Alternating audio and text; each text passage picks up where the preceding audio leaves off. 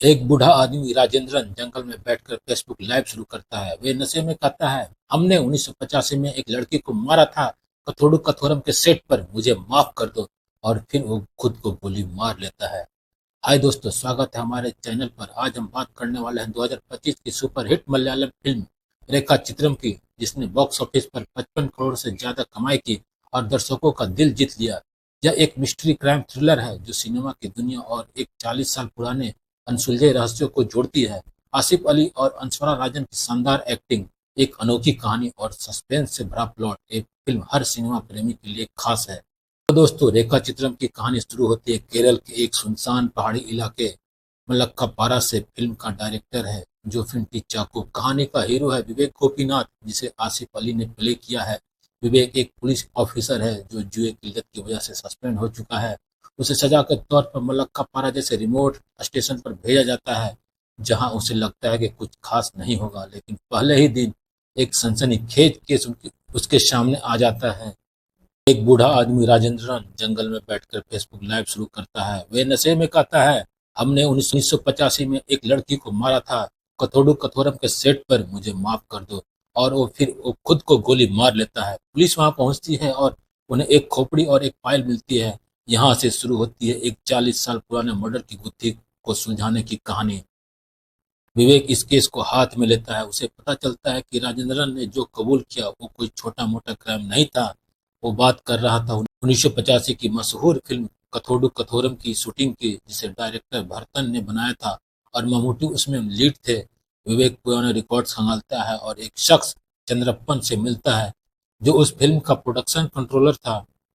चंद्रप्पन बताता है उसका नाम रेखा था, वो जूनियर आर्टिस्ट थी। एक दिन सेट पर झगड़ा हुआ और वो गायब हो गई। मैंने उस पर फ्रॉड का केस डाला था। विवेक को एक पुराना गाना दिखाया जाता है जिसमें रेखा नजर आती है। वो उसका चेहरा स्केच करता है और सोचता है ये लड़की कौन थी और उसे मारा क्यों गया।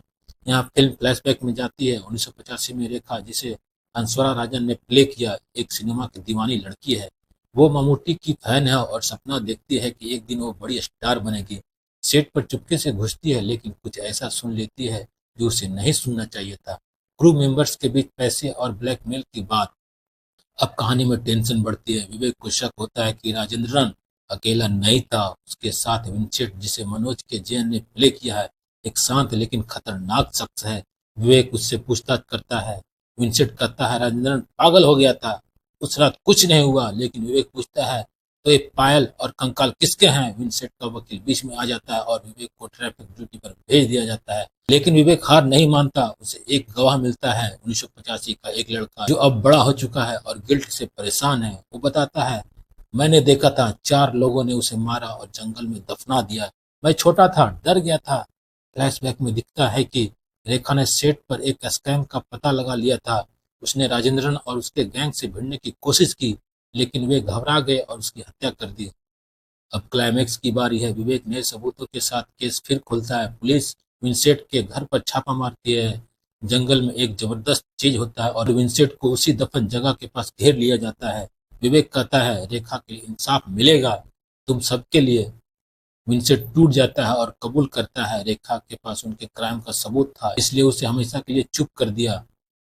आखिरी सीन में विवेक पुराने कथोड़ू कथोरम सेट पर खड़ा है। बारिश शुरू होती है जैसे इंसाफ का प्रतीक, और एक खास मोमेंट में ममूटी का एआई से बना चेहरा स्क्रीन पर आता है, एक हल्की मुस्कान के साथ।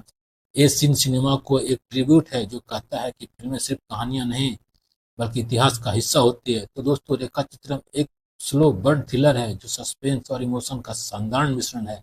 आसिफ अली ने विवेक के रोल में जान डाल दी। उसकी जिद और दृढ़ता कमाल की है। अंशवरा राजन की रेखा आपको इमोशनली जोड़ती है। मनोज के जैन और सिद्दीकी जैसे सपोर्टिंग एक्टर्स भी बढ़िया हैं। हाँ, पहले हाफ में पेस थोड़ी धीमी लग सकती है, लेकिन सेकंड हाफ में ट्विस्ट इसे बैलेंस कर देते हैं। सबसे खास है इसका वैकल्पिक इतिहास का कॉन्सेप्ट। 1985 की सच्ची फिल्म को कहानी में जोड़ना उसे यूनिक बनाता है।